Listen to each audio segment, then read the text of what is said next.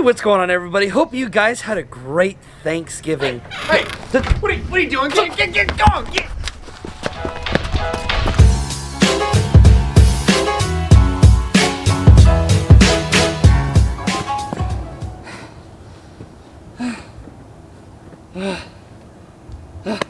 Hey. Yeah. I'm going to tell you guys a story from back in 2009. I had the pleasure of being able to travel to the Philippines, where my family's from.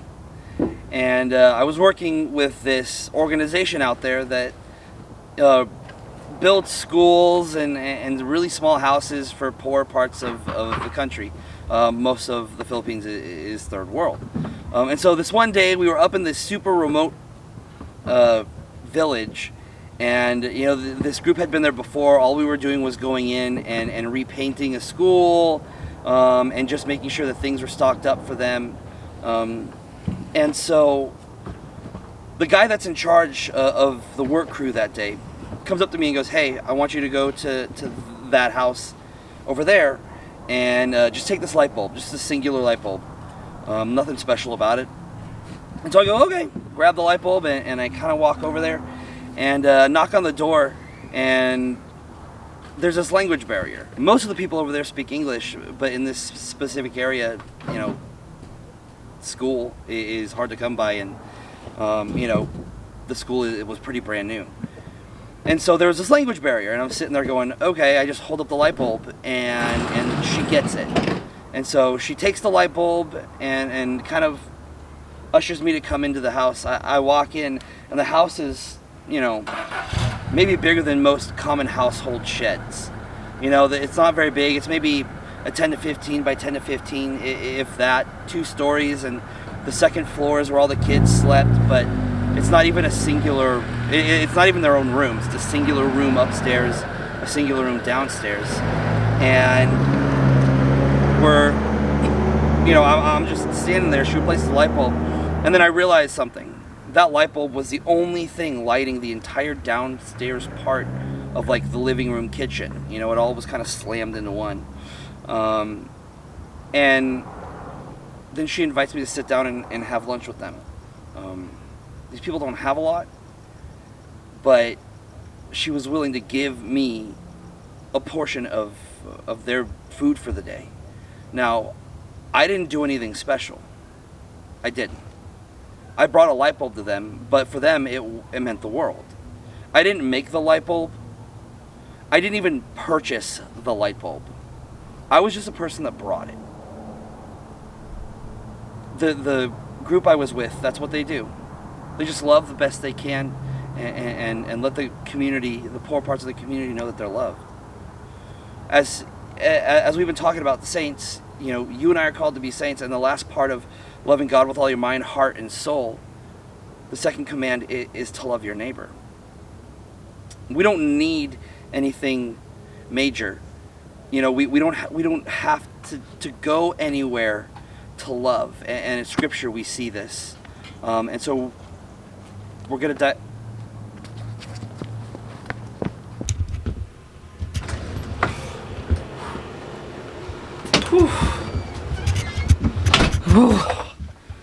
Where was I? So, yes, the trip to the Philippines. That light bulb, you know, that I handed this family, it didn't mean much to me. Probably doesn't mean much to us, you know. But to them it meant everything. That small action meant the world to them. You know, everything that we've been learning this semester with the saints, and loving God with all our heart, mind, soul. The hope is that it can lead us to loving the image of God, another person, to love our neighbor.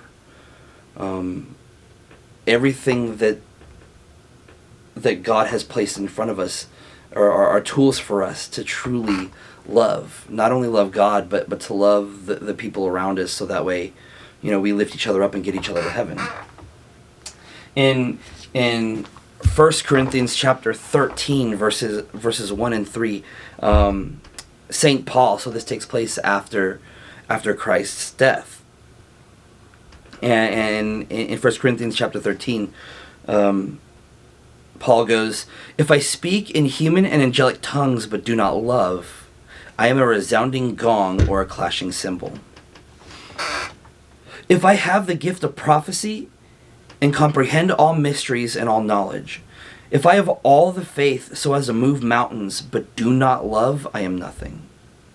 If I give away everything I own, and if I hand my body over so that I may boast, but do not have love, I gain nothing." Paul is talking to the people of Corinth and basically saying, look, it's good that you do all these things. It's good that you have all of this knowledge. It's good that that there's this prayer life. I mean, that's more directly for us. But it's also saying that loving our neighbor should flow from those things. That empty words, we can tell when somebody is speaking and there's no meaning behind it. We sound like a resounding gong or a clashing cymbal. We look at the saints and they understood this. They knew that everything that God had inspired them to do, when they did love God with all of their heart, all of their mind, all of their soul, that it propelled them forward to love. There's this young woman in our church. She's Blessed Chiara Badano. She's not quite a saint yet, but is on her way to being one. Young woman, she got super sick and was in the hospital. And she was just one of those young women that people were in awe of, because even though she was dying in the hospital, she realized that love is all she could give to people at that point. To some, that's so small and insignificant, but her understanding and her love for God led her to love others. Doctors and people that would come in to visit her to cheer her up, to see how she's doing, checking on her, they would leave with a greater joy than what they came in with. She is a great example of all of these things, loving God with all your heart, mind, and soul, wrapped into one, and realizing that all we can give is love, because God points us to Scripture. God points us to major thoughts of faith, major revelations of faith. And so for us, what does that mean?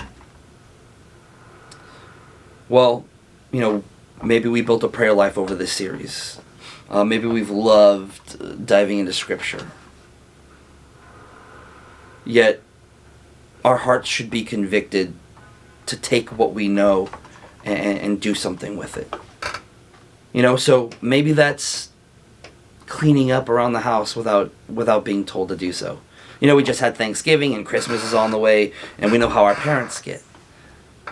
But maybe just seeing it and doing it could be a way to love. We don't have to go to some foreign place, like a different country. Maybe God's calling you to do that someday. But what we do right here, right now, matters. Maybe it's seeing your neighbor, literally your neighbor, that needs help with something. With COVID, that makes things a little interesting. But maybe helping where you can. But knowing that God is calling us in our own prayer, no matter what it looks like, to reach out to the people around us, to see them as the image of Christ, to go out and to serve. So that's our hope, is that maybe throughout the series that there was a saint that maybe you found that we didn't talk about, that stuck out to you, that you're like, man, I like what I read there. Or maybe somebody, one of the saints inspired you through the whole thing. The hope is that you can take their example and just love God with all your heart, your mind, and your soul. And that leads us truly to loving our neighbor. So, from all of us here in Edge at St. Martha's, we love you guys. Go be the saints you were called to be.